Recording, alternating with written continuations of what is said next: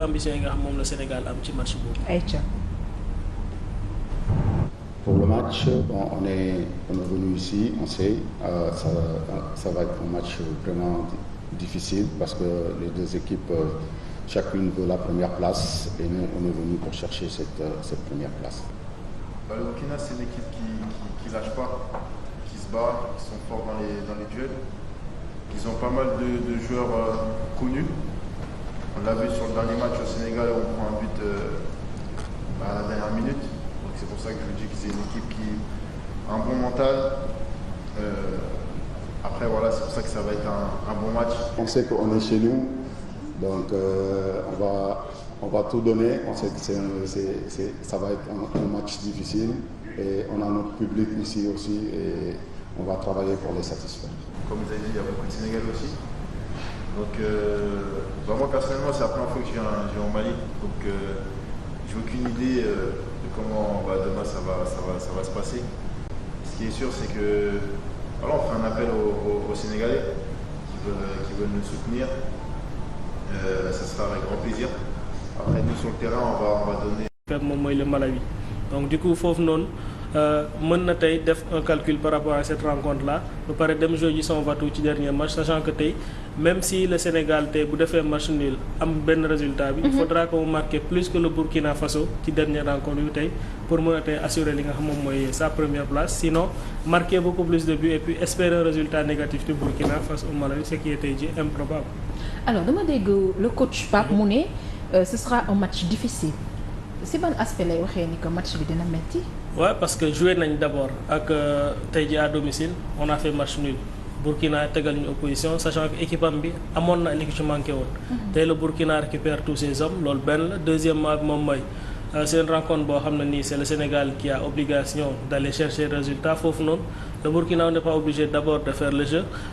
L'autre point moom mooy on n'aura pas tey un public boo xam ne nii c'est un public qui nous est favorable même si tey y a une forte communauté sénégalaise fi nga xam moom moo nekk Mali tey jii ñun ñooy dem jëli Burkina mais pas Burkina mi ñëw tey soxla bu jël si ñu alors c'est une équipe boo xam ne aussi fekk na tey Sénégal dans une situation boo xamante ne nii tey le Sénégal ne rassure pas dernièrement ci match yi nga xam moom la ñu am et puis donc on a un nouvel entraîneur boo xam ne il vient d'arriver tey jii moom mooy Pape Bouna Thiaw c'est un entraîneur intérimaire bon il connaît le groupe mais c'est son premier gros test tey jii ci li nga xam moom moo nekk un banc de l'équipe nationale du Sénégal donc foofu noonu aspect la boo xam ne mu ngi koy demee donc il y a une certaine pression boo xam ne tey jii quelque part mu ngi ci kaw équipe nationale bu Sénégal mais aussi en termes de qualité le Sénégal tey jii mën naa ne Burkina Faso largement capable tey jii de rivaliser ak ñun te puis beneen enjeu bi ci nekk moom mooy il faudra forcément que le Sénégal tey soit premier pour lan sóoraale tamit quelque part. mais waa Burkina ñoo leen gën a ay.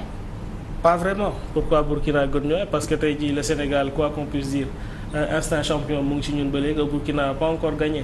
Il faut le rappeler et puis Sénégal moom moo mujjee ci kawam moom moo ko tere final bu jël Coupe d'Afrique des Nations. Alors tey jii bu ñuy xool ranking bi aussi au niveau FIFA et classement africain le Sénégal est largement devant. Maintenant on dira que tout ça c'est sur le papier sur le terrain on a vu une équipe sénégalaise boo xam ne Burkina Faso def ñu xaw a malmené quelque part ci seconde période bi jël si ñu tey jii ci suñu biir dëkk ba waral tey jii mën nañ ne. ñoom amuñu leen loo xam ne war nañu ko ragale cette équipe nationale du Sénégal là donc tey jii fi ñu toll moom mooy y a des choses yoo xam ne c'est sur le papier mais sur le terrain aussi beneen réalité la dinañ ko gis ci kanam avec les autres équipes yi nga xam ne nii jàpp nañu ne ay cadeau lañ léegi résultat bi li tax muy gën a compliqué moom mooy mën na am après impact par rapport au tirage au sort bi nga xam ne la ñu amal ci Coupe d'Afrique des Nations parce qu'il faut le dire chapeau yi ñu ngi koy defee selon tey ranking wu équipe yi mais aussi par rapport ak le résultat et le classement bi nga xam moom nga qualifié donc pour éviter tey jii de jouer de grosses équipes tey jii ci phase de groupe bi mën nañu tey table ci dem jeexal ci première place parce que mën nañu éviter tey nga am ñaari équipes yu mag ak benn équipe bu yem donc terminer à la première place tey ça veut dire que di nga am une équipe faible une équipe boo xam ne elle est moyenne ak équipe bu fu boo xam ne peut-être mën nañ ne am na doole mais ba léegi du yem ak yow léegi nag enjeu bi foofu la nekk moo tax difficulté yu bëri moo tax ñu bëgg première place Ousmane. Ah oui première place dara la première place moom la ñëpp bëgg dans un tirage parce que comme Greg lu mu wax moom moo lay assurer benn confort ba en fait relativement parce que boo demee ba équipe bu dem ba qualifier compétition moom même bu ñu la nee tu es une équipe faible wala une équipe moyenne bon ci wax ji la rek parce que c'est une équipe qui a mérité d'être là. mais bon man li may wax ce sera peut-être par rapport au jeu que va proposer Thiaw.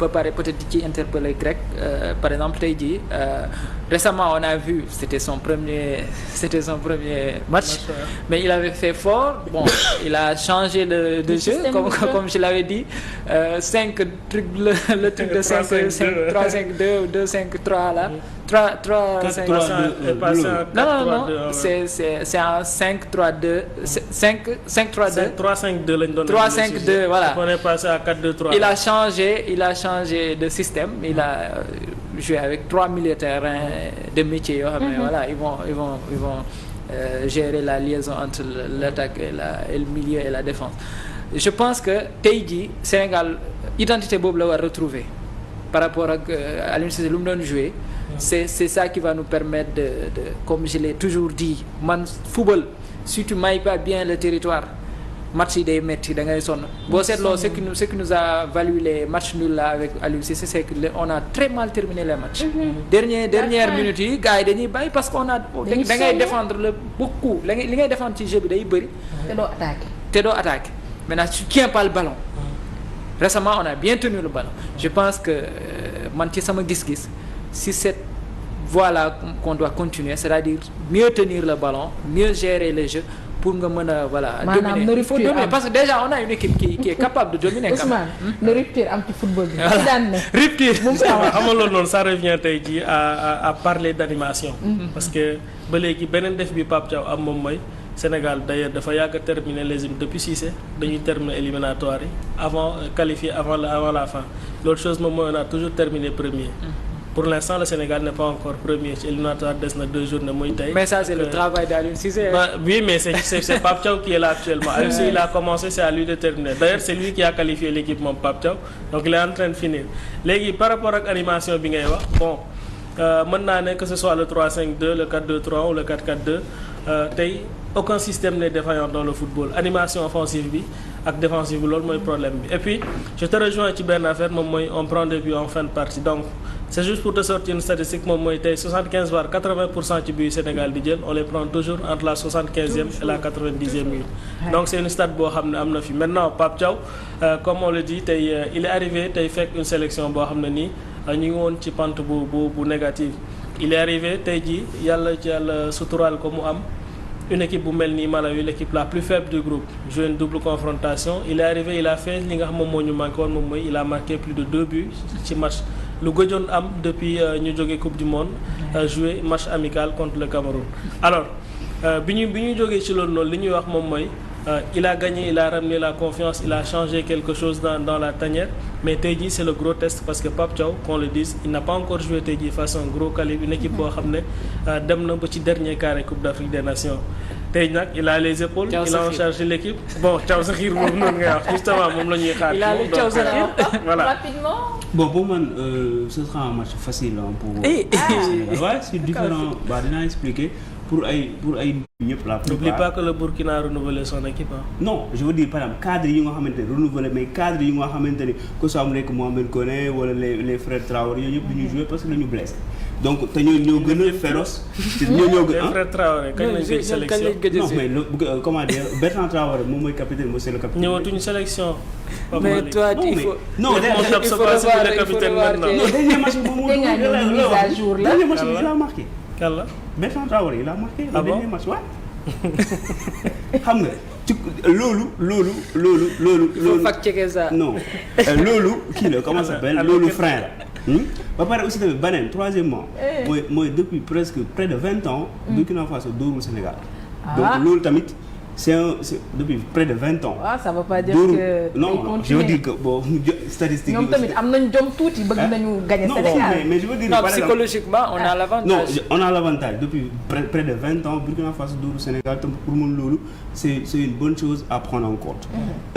comment dire beneen bi pour man fu ñu war a kii moom Pape Thiaw par exemple. moom match bi match am la presque. parce que match bii nii ci la war a prouver ne confirmer ni statut.